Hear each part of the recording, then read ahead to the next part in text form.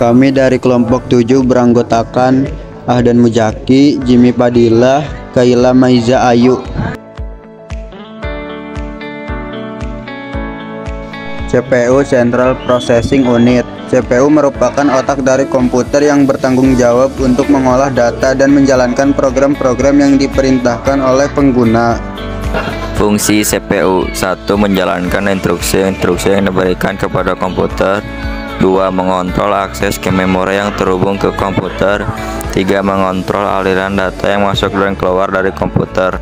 Bagian-bagian CPU. 1. Arsitektur CPU merupakan bagian menjelaskan cara kerja CPU dalam menjalankan instruksi yang diberikan kepada komputer.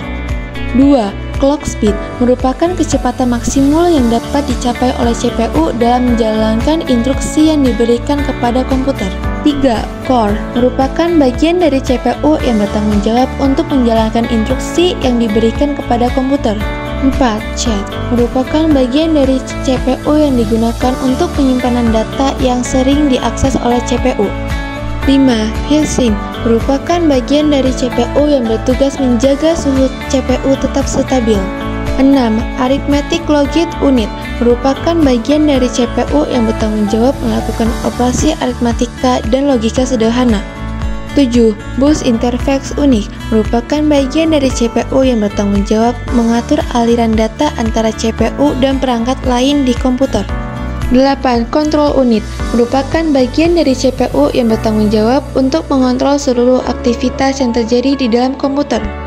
Jenis CPU: 1. CPU single core. Jenis ini hanya memiliki satu inti dan digunakan pada perangkat yang tidak memerlukan daya permosesan tinggi seperti smartphone dan tablet dasar. 2. Dual core CPU. Jenis CPU ini memiliki dua inti dan digunakan pada perangkat yang membutuhkan daya permosesan sedang seperti smartphone dan tablet kelas menengah. 3. Quad core CPU. Jenis CPU ini memiliki 4 inti dan digunakan pada perangkat yang membutuhkan daya permosesan tinggi seperti smartphone dan tablet kelas atas. 4. Quad-stack core CPU. Jenis CPU ini memiliki 8 inti dan digunakan pada perangkat yang membutuhkan daya prosesor sangat tinggi seperti smartphone dan tablet kelas atas. 5.